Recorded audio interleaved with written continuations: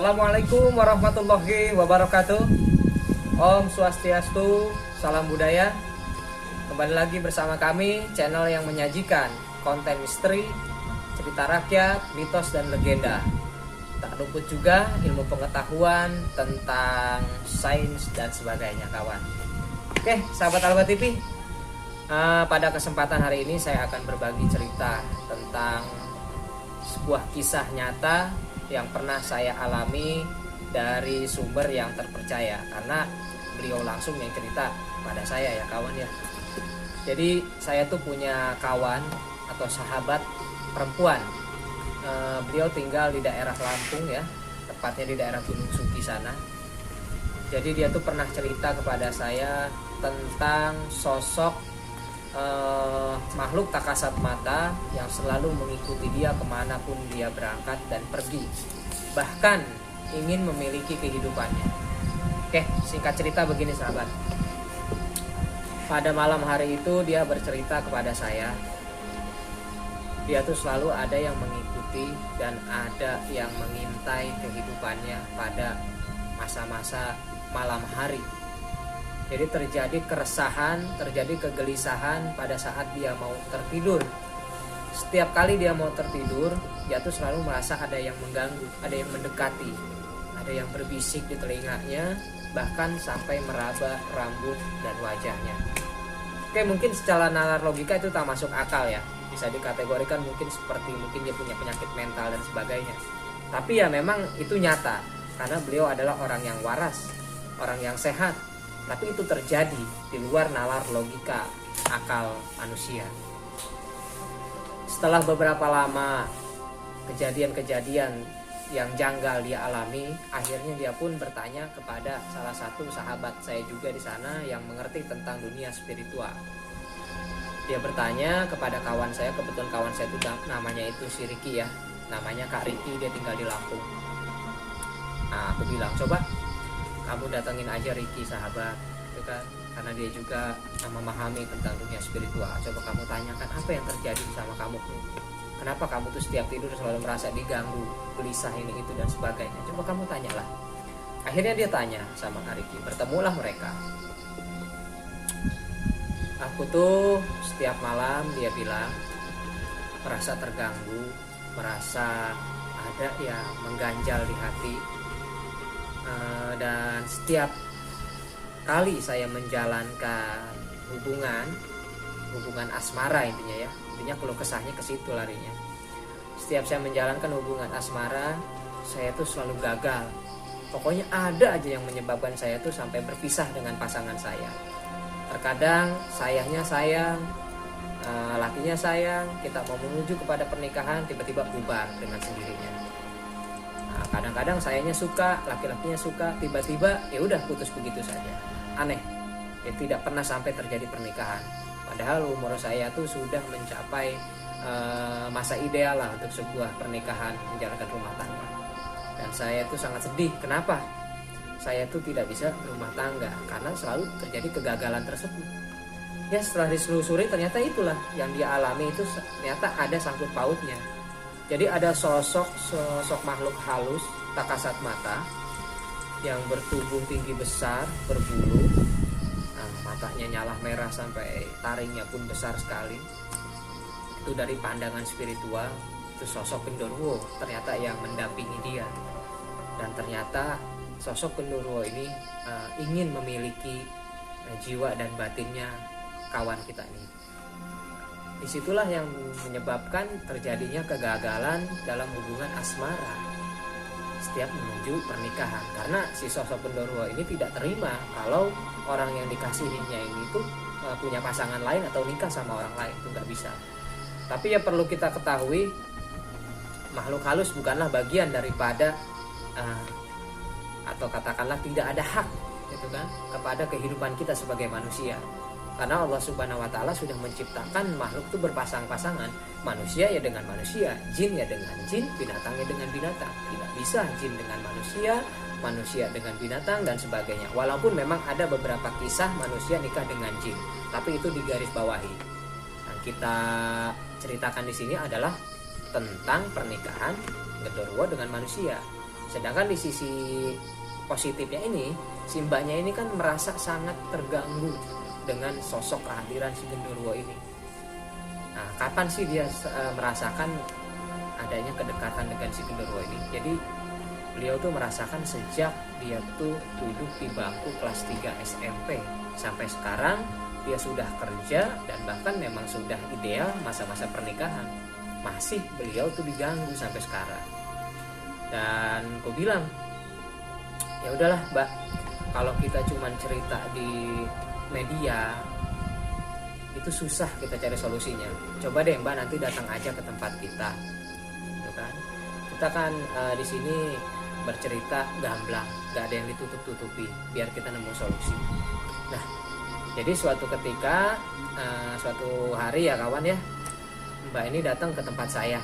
Panjang cerita dan singkat ceritanya datang ke tempat saya, dan dia ceritakan tentang apa yang dia alami. Pada suatu malam dia alami hal seperti ini. Pada malam itu saya baru pulang kerja Kang, dan saya sangat lelah. Dan saya pun tidak terasa tertidur di sebuah sofa yang saya duduki. Dan di situ saya merasakan sadar tidak sadar baju dan celana yang saya kenakan itu seperti ada yang melepaskan, tapi tidak ada sentuhan. Tapi saya merasakan. Nah, saya bilang, mbak ini ada-ada aja. Itu nyata, dia bilang. Jadi seperti pakaian yang dia kenakan itu seperti ada yang melocoti atau melepaskan, dan tangan dia itu seperti ada yang mengikat keras. Dan di situ dia bilang itu seperti disetubuhi oleh makhluk ya, sosok genderuwo tadi. Jadi memang berbulu, bermata merah dan bertaring.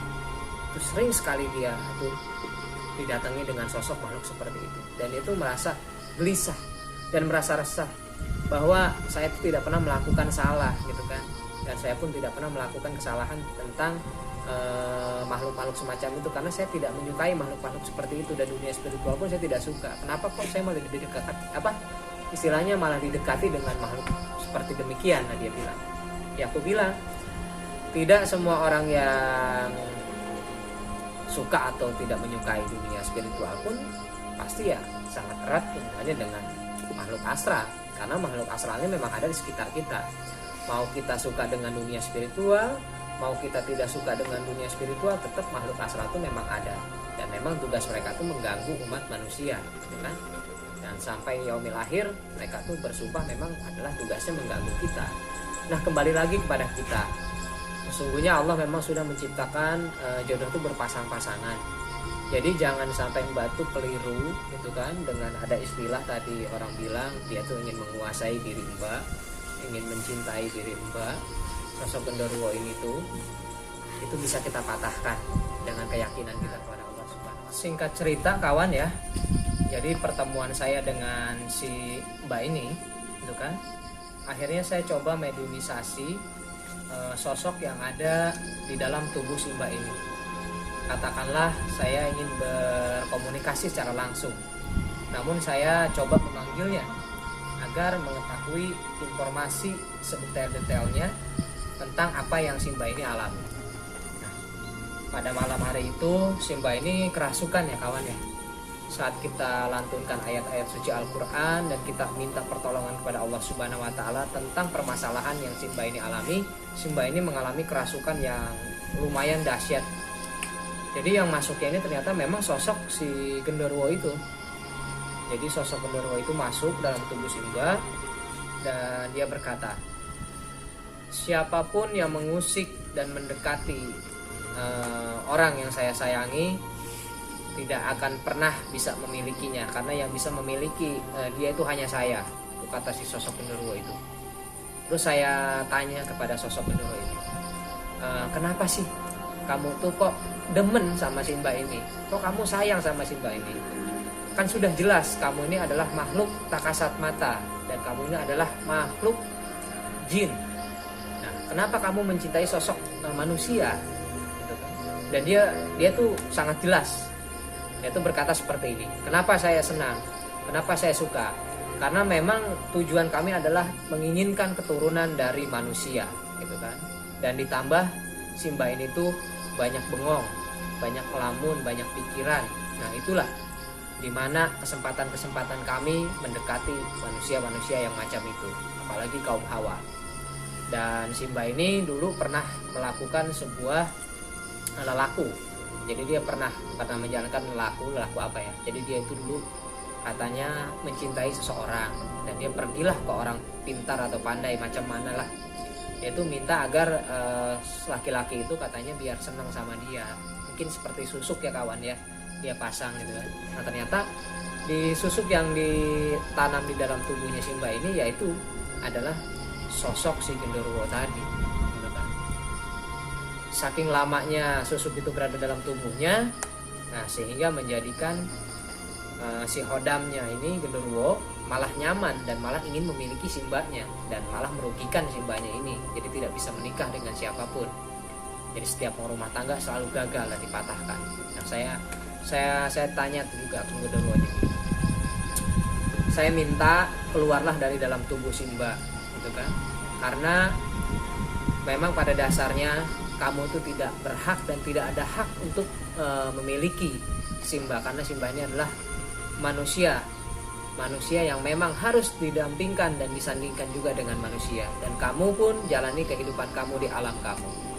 Genderuwo itu tetap tidak mau keluar, malah dia tuh menantang seperti ini, kalau kamu mampu, kalau kamu bisa, silahkan keluarkan saya dan usir saya.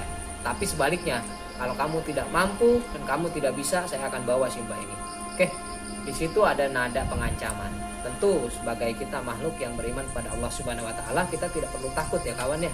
Kita tidak perlu gentar dengan apa yang dia ucapkan, karena hidup dan mati kita semuanya adalah milik Allah Subhanahu Wa Taala. Mereka hanya bisa mengancam dan bisa menggos saja.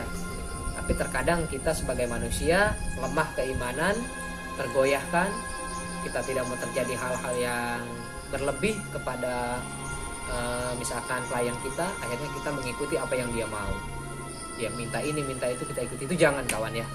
Singkat cerita intinya, saya tuh ada negosiasi dengan si genderuwo ini. Saya bilang begini, oke, sekarang begini saja, saya meminta kepadamu untuk keluar dari dalam tubuh Simba ini, dan apa yang kamu mau. Saya kasih siasat di situ, bukan saya mengikuti si genderuwo ini ya. Nah si genderuwo ini mintanya seperti ini, oke, saya akan keluar gitu kan, saya akan menjauhi gitu kan tubuh dari Simba ini, tapi dengan satu syarat. Dia bilang, biarkan saya ikut dengan Simba ini kemanapun Simba ini pergi. Nah saya bilang, kalau kamu tetap ikut, kamu tetap ada, Simba ini tuh nggak nyaman, dan nanti Simba ini dekat dengan seseorang, pasti kamu nanti akan patahkan lagi. Tidak, dia bilang, saya hanya ingin menjaganya saja gitu kan. Saya cukup menjaganya saja atau mendampinginya saja. Oke, nggak jadi masalah kalau memang itu tujuan kamu. Tapi apabila memang terjadi hal-hal kembali lagi seperti apa yang Mbak alami gitu kan, tidak segan-segan kami akan menghancurkan dan akan meruntuhkan. Karena bagi kami makhluk jin dan setan itu adalah musuh yang nyata.